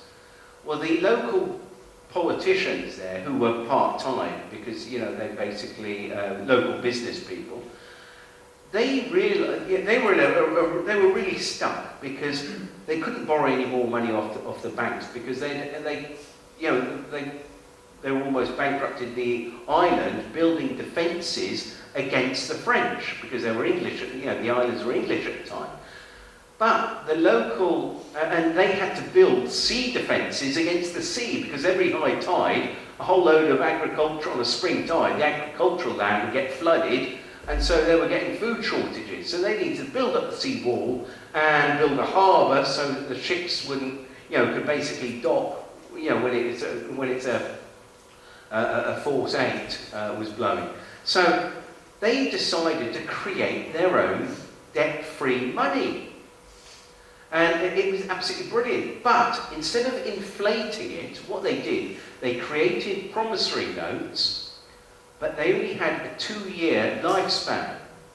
But what they were able to do is pay everyone off with these promissory notes, which was a currency, but they were created debt-free, without interest, and because they would take them back in 2 years later, and then reissue more of them, they were able to get these huge building projects, huge infrastructure projects created without any long-term debt, and it fixed the economy. So this is an option we could use now. A real option which has been used. And instead of stealing it by inflating, they didn't inflate the economy, they inflated it and then they deflated it. So anyone that lost out, so you know, your granny with her savings, her life savings in the bank, she's not going to see them gone. She'll see them obviously drop in value for a short while, but then they'll bounce back up, especially as the economy bounced up. And this is one reason why the Guernsey economy was doing quite well long before it became an offshore banking, a place for a low tax haven for offshore banks. The only thing, can anyone guess what stopped it? What stopped this practice? Sorry? Germany. No, it wasn't that. No, it was a little bit closer to home. It was the City of London. They didn't like the fact that they were creating debt-free money because it was going to put the... Because can you imagine if everyone did that, what would happen? Yeah, let's do it. So this is a realistic option that, that we can look at. And then, of course, I'm sure most people are aware of Roger Hayes' Lawful Bank. It's quite an interesting alternative monetary system that he's got. It's quite complicated, and I'm trying to get my head around it. I'm sort of like struggling. They've still got an amount of able to inflate their system. The thing I like about Bitcoin is that you can't inflate it. There's a fixed supply. So obviously the value goes up and down rather than the money supply. When you start inflating the money supply, it's almost like, I think it's very easy to lose control over a currency. But it'd be very interesting to see how it works. But this is where I feel Bitcoin has got some strength. I'd be interested in talking to you, sir, later, because you've been following it as well. So. And then what can we do now? Well, I feel that just by doing things for each other, by helping each other out, going back to being a community, it's almost like the state has taken over as our extended families. We would have been far more living in small communities where if somebody wanted to build a house, they get married and they want to build a house, and perhaps the whole community would come round and help out and they'd build something, and it's like all coming in together. Well, a very simple thing came up recently, which I quite like, was just starting with very, very small acts of random kindness. And this is this sort of pay it forward thing, where you help somebody out. You buy somebody a cup of tea, or you make somebody a cup of tea, or, you see somebody hungry, on the streets, and you go and buy them, a sandwich or something. By doing that, that by giving, it does come back. I believe that the universe is quite balancing. You don't know how and when, but I do feel it does come back. And this is a great campaign from the Pay It Forward, which is still going on. And people, you've got the little bracelets where you can actually, once you do it, you can give it to somebody. And so if you give somebody, you give them the bracelet, and then they give that bracelet on to somebody else. And as the bracelet moves around, it's an option that where, it's okay, it's a bit of a gimmick, but I love it. And then you've actually got Michael Tellinger. Has anyone come across Michael Tellinger? I had the wonderful opportunity to meet him a few weeks ago. There are a few of us that met him in Glastonbury. Remarkable man. He's up on everything from finding ancient ruins of gold mines that are hundreds of thousands of years ago that don't fit into history. He's also really up on the financial thing, and he's also got promissory notes on his website, and he had a look at Get Out Debt Free, and we were comparing promissory notes. So remarkable man. And this is what he says, and I feel this is wonderful. Humanity is completely enslaved on every level possible, physically, mentally, emotionally, and spiritually, by forces that are rapidly revealing themselves to the masses. Only when we become enlightened as evolving beings of consciousness, and we recognize this enslavement, can we do something about it. This is the critical role of enlightenment, to fully grasp who we are as living, breathing human beings of flesh and blood and infinite soul, and thereby to recognise our connection to the divine source of unity consciousness, that God is within us. And that says love and light to all humanity in our efforts to unite. And he talks about this.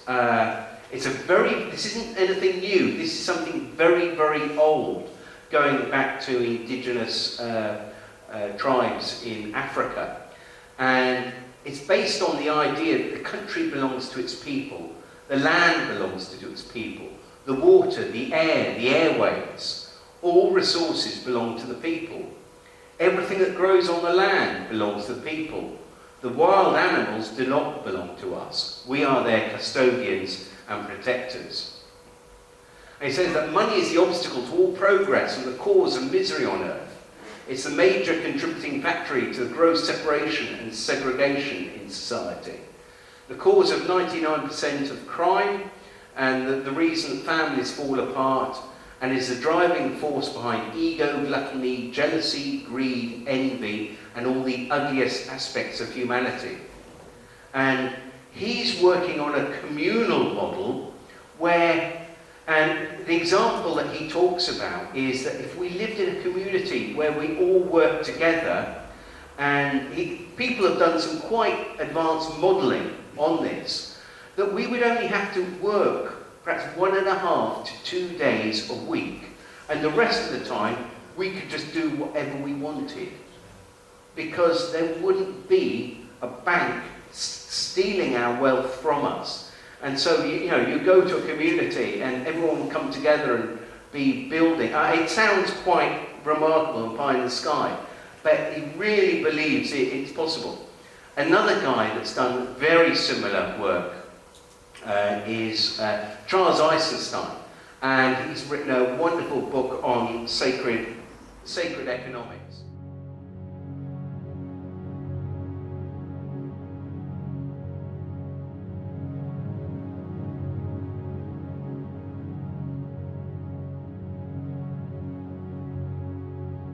Anytime you want to understand something, why is such and such happening? Why is there a biodiversity crisis? Or why are we drilling for more oil when it's polluting the atmosphere and causing oil spills? Like, why? And you ask why, and down a couple levels of why, you always get to money.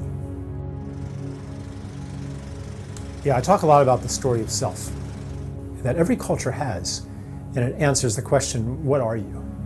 What is it to be human? So it says that you're this separate being among other separate beings in a universe that is separate from yourself as well. Like, you're not me, that plant is not me, that's something separate. And this story of self really creates our world. If you're a separate self and there's other separate selves out there and other species out there, and the universe is fundamentally indifferent to you, or even hostile, then you definitely want to control. You want to be able to have power over other beings and over these whimsical, arbitrary forces of nature that could extinguish you at any time. This story is becoming obsolete. It's becoming no longer true. We don't resonate with it anymore. And it's actually generating crises that are insoluble from the methods of control. And that's what's clearing the space for us to step into a new story of self and a new story of the people.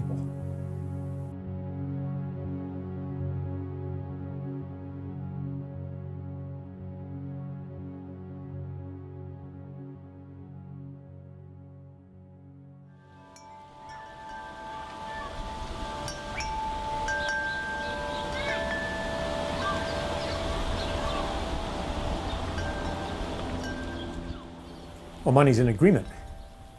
It doesn't have value all by itself. It has value because people agree that it has value.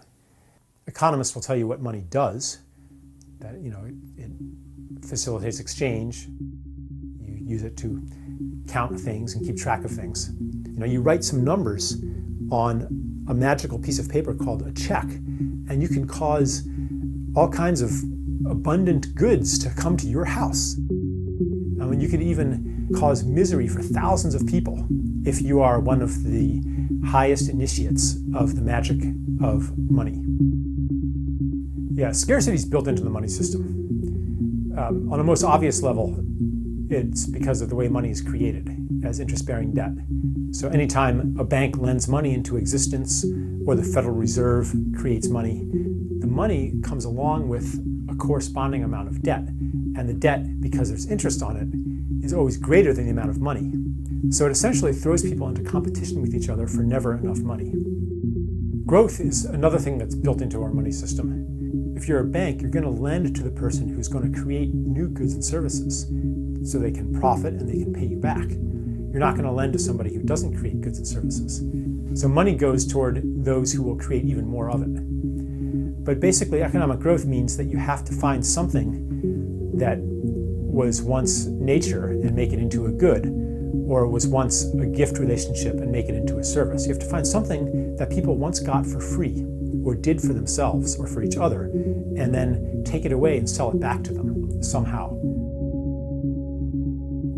By turning things into commodities, we get cut off from nature in the same ways we're cut off from community. We look at nature with eyes of it's just a bunch of stuff. And that leaves us very lonely and leaves us with many basic human needs that go unmet. And if you have money, you might try to fulfill this hunger through purchasing, through buying things, or through accumulating money itself. And of course, now we're nearing the end of growth. The planet can't sustain much more growth.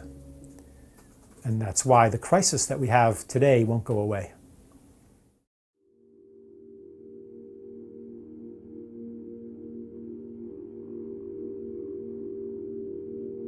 One of the things I talk about is the sense of wrongness that I had as a child. Like, I think most kids have some sense of it, that it's not supposed to be this way. You know, just for example, that you're not supposed to actually hate Monday and be happy when you don't have to go to school. Like, school should be something that you love. Life should be something that you love. We didn't earn any of the things that really keep us alive or that make life good. We didn't earn air. We didn't earn being born. We didn't earn our conception. We didn't earn being able to breathe. We didn't earn having a planet that can provide food. We didn't earn the sun. So I think that on some level, people have this inborn gratitude because on some level we know that we didn't earn any of this. We know that life is a gift. Well, if you know that you've received a gift, then the natural response is gratitude, the desire to give in turn. In a gift economy, it's not true the way it is in our money economy that everybody's in competition with everybody else. In a gift society, if you have more than you need, you give it to somebody who needs it.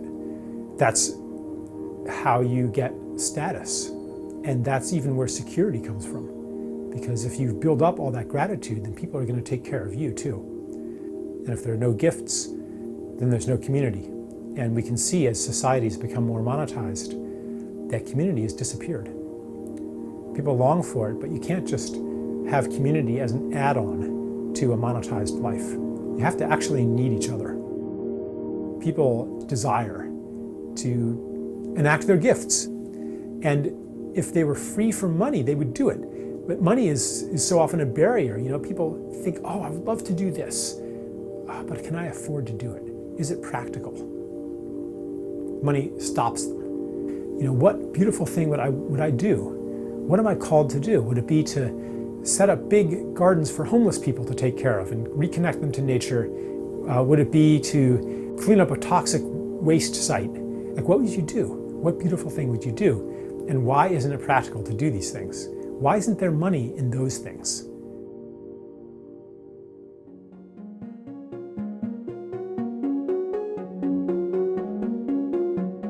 An economy that embodies the principles of the gift is an economy that is simply grounded in the truth.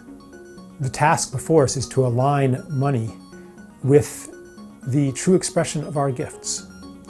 It requires a very different mechanism for the creation of money and the circulation of money. They include things like negative interest, which reverses the effects of usury. They include things like the internalization of costs, so that you can no longer pollute and have somebody else or future generations pay the costs. They include a social dividend, sharing in the wealth that comes from what should be the commons, the land, the aquifers, our cultural heritage. They include a relocalization of a lot of economic functions. They include all kinds of peer-to-peer finance and the peer-to-peer revolution. What will it take to shift away from the current money system? Well, the current money system just works less and less well. Growth can only be maintained at a higher and higher cost. Even our best efforts can't keep the economy growing as fast as it needs to for the system to work. And that creates further misery. People just can't take it anymore. Even the people on top, even the winners of this artificially induced competition, they're not happy either. It's not working for them either.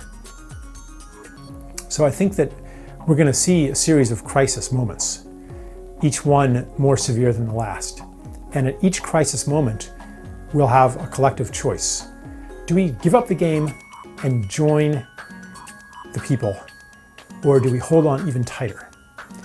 It's really up to us to determine at what point this wake-up point will happen. So, but as I say, at the end of it all goes back in the box. It has to. Any game of Monopoly can't go on forever. It could go on forever if we were just like sharing stuff with each other and just using money for accounting. But when you've got certain corporations stealing all our wealth from us, it can't carry on, especially if you've got an exponential money supply. And somebody asked me earlier what I thought about the OPPT, the One People's Public Trust. And I wimped out by saying I can see that, I've read the conflicting stuff, I've read the stuff supporting it, and I don't have to make a decision on it. But I do actually like but I do actually quoting this because I think it's quite beautiful and this resonates with me. But I do realise that people have got quite a lot of concerns. In the months to come, our world is going to change beyond recognition. Our true history will be revealed along with the truth of the system we've been living under. Much technology that's been withheld from us will be released, including power production, health and transport.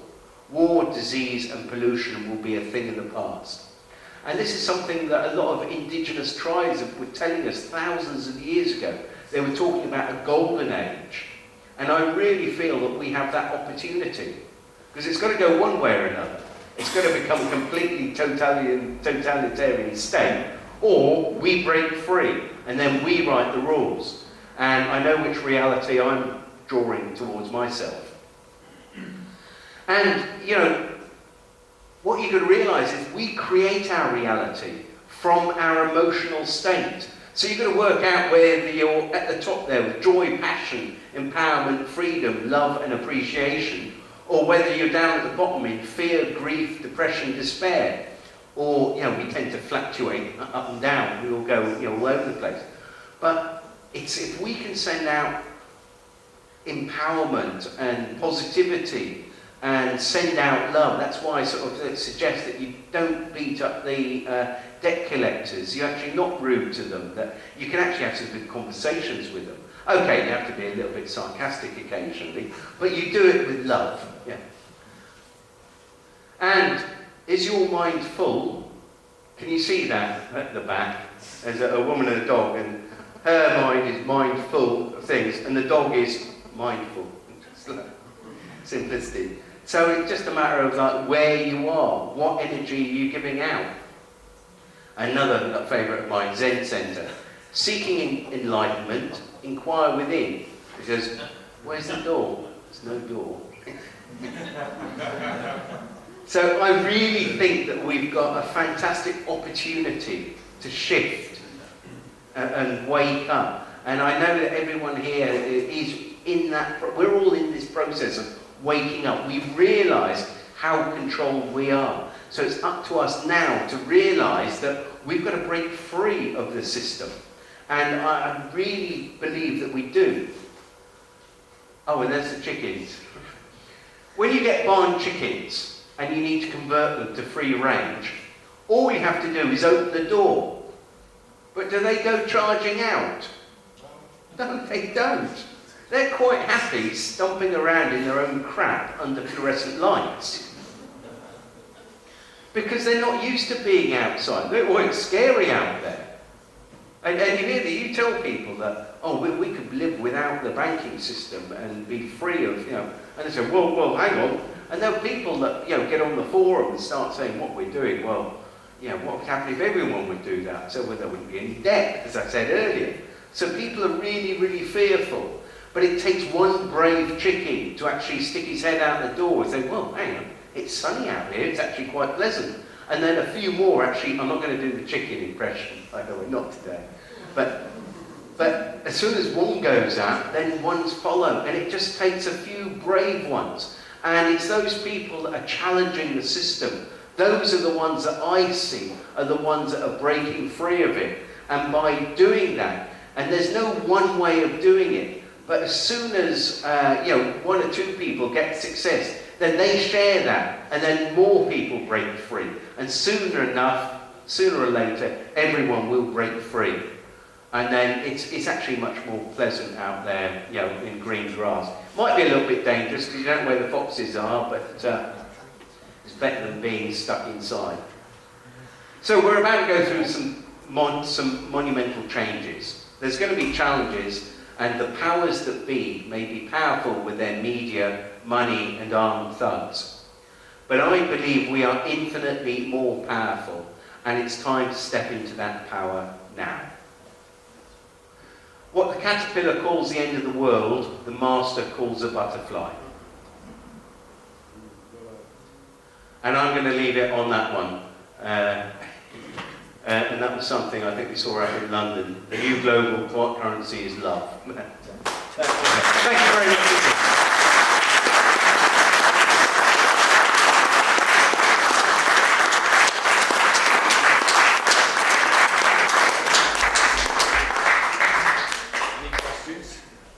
Any questions? Yes, sir. Yeah, your comment on Bitcoin.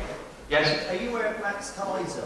Yes, very much so, yes. I thought you probably would be. Well, yes. if you go onto his website, there's a talk with him and Alicia Rastini. Yes. The guy that was on BBC saying that's right, yes. Sex rules the world. And that went up today or yesterday, so that's worth watching. Right, okay, we'll do. Information on that. Certainly, yeah. It's very, because I think Max is a Bitcoin billionaire, isn't he? I think he is, yeah. Yeah, he got in it early. Yeah, excellent. So, anyone else? To what extent do you think there's currently a transfer of wealth from the West to Africa and emerging economies there, and we're paying the price for I think there's got to be a shift in, certainly from West to East, because at the end of the day, everything has been, our iPhones and computers, they're all built in the East, where everything's largely, and so it's got to balance out. But I honestly think that if we can get rid of the global banking system and be free of that, then it's not like we're all going to be poor and we're going to drop down to China. I think that all the countries in the world, if we get rid of just the budget for so-called defence, which is attack, if we just got rid of that, if we got rid of all these people with jobs in insurance and the City of London doesn't feed anyone. It doesn't produce anything. And they say, oh, well, the City of London, it's sort of like, it produces lots of money. It produces nothing. I could say it more, but it produces absolutely nothing. F all. And because it's just pushing around these bits of electronic digits everywhere. It's not growing food, it's not doing anything useful. Now, if all those people got out their suits and actually got on the land and started planting food, then, can you imagine what we could do together. And I honestly believe that I have no doubt that we overcome the dark forces on the planet. And the dark forces control us through the banking, the media, and the government, and obviously bombs and bullets. And I honestly do believe we're going to break free of this. I don't know if I'm the only optimist here, but is there anyone else that feels that we do? Yeah, good stuff. Because whatever we put out, I believe that if you get into the quantum physics, or if you speak to anyone that's into quantum physics, there's multi-timelines. So there might be a version of this planet where it ends up as a totalitarian state, even more so than it is at the moment. And there's one that breaks free. I know the planet I'm going to be on, and I'm going to see you all there. So very excited. Yes, sir. I think it was Nick Leeson, the fellow that did the investment there in the Bank broke. He said the Bank of England annual statement wasn't worth the paper it was written on. Yes. And it was another fellow, the New York Bank used to be, New York City bankers, or the New York City administration used to be broke every year, and they were always asking for money anyway. An English lad wrote to them and he said just write them a cheque. And we've never heard about New York being broke since. Since I was told the story. So I think that's what we've done, just write the budget a cheque. Totally. It's because once they took the gold away, what money is, it's very confusing. We're still using the most important piece of legislation ever made was the Bills of Exchange Act, because that's what the world is actually running on.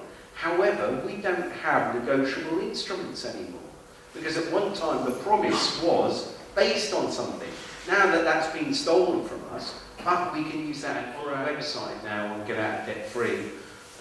Over the weekend, we've just got our wiki site going up, which is a place where you can actually log in, and it's like a proper wiki site. You can actually put links to things, and so we're putting in legislation, and so it's very much work in process, but we've only just started it. But we're hoping it's going to be a fantastic online resource for people that want to check up and be able to go to one place and reference all these laws. So I'll be sending you. Can I just go back on something you were saying a bit earlier on, John? Yes, sir. Just a second. You were mentioning things about the recession and all this sort of stuff. Very interesting when you actually look at what the meanings of this word, these words that they use, coalition, recession, dictator, all the rest of it. You'll be very interested to find out what these words mean when I come back. Recession does not mean what you think it does. Neither does dictator.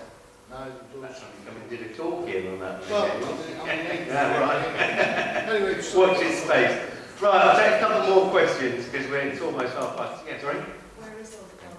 Good question. Good question.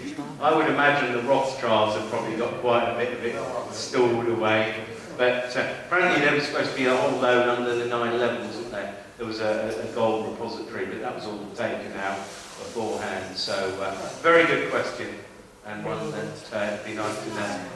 An Indonesian bank is supposed to be the Indonesian or Malayan family, the biggest gold. I wouldn't believe anything that you read. If you know the Sunday Times rich list, it is complete. I'm tending to want to use the word bollocks, but I better not. But for want of a better word, it is fictitious.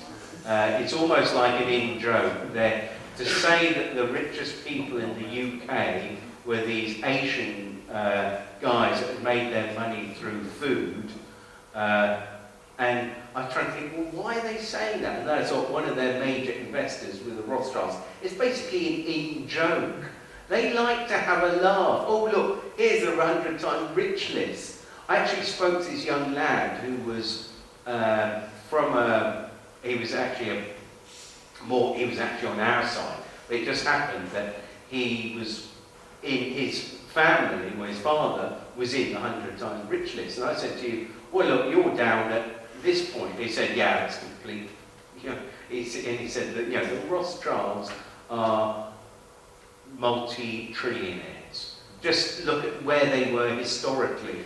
And yet they make out that they were really, really wealthy in the 1700s, and then they sort of like lost all their wealth. Well, if they were that rich now, even if they were only going up 10%, they have, I won't blame it all on the Rothschilds because it's not just them, but they're certainly, I don't even think that the money is any use to them.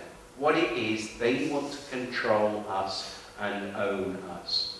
And I think they feed off our emotions. And they want to keep us in fear so that we're in a childlike state, so that we are dependent on the government for everything, so that we just do what they say. If anyone's come across transactional analysis, whereas if you speak down to somebody and tell them off, if I say, oh, that's a really stupid thing you've just done there, you've got a choice of either saying, oh, I'm really sorry, or saying, what do you mean? And coming back. So you're either coming back as a child, and it's almost like we've been dumbed down to behave like children. And I think those of us that are here tonight are standing up and waking up and realise that, no, we're not going to be told what to do. But it's like, there's a lady that was telling me about your school where they suddenly decide to impose fines, and everyone was accepting it except you. Because you'll say, no, I don't agree with this. Because you're not just going to say yes, yes, like everyone else did. And as soon as you said no, then it's like the chicken. Once one goes out, then another one might follow you. And somebody said, well, you're right, actually. Well, I think it's a bloody cheat. The school have got no right to fine you. But it's almost like it's all authority, isn't it? It's like I was on the train this afternoon. Sorry, it's supposed to be questions and I'm talking again. But I was on the train this afternoon on the way up here. And on Virgin trains, and they're actually saying, well, if you see any suspicious packages or anyone acting suspiciously, and I'm thinking, I'm going to have to be very careful not to act suspiciously because I'm going to get reported. Because if they knew what I was talking about, I might get into a lot of trouble, but trying to bring down the whole financial system, yeah. There's a YouTube video of a PCSO, it must have been a police officer, WPC, arresting someone on suspicion of acting suspiciously. Yes. Brilliant. Can I just say thank you very much indeed. Any more questions? I'll take, if we've got time to go to the pub later, we'll... Of course, yes. Fantastic. Okay. Thank you very much indeed.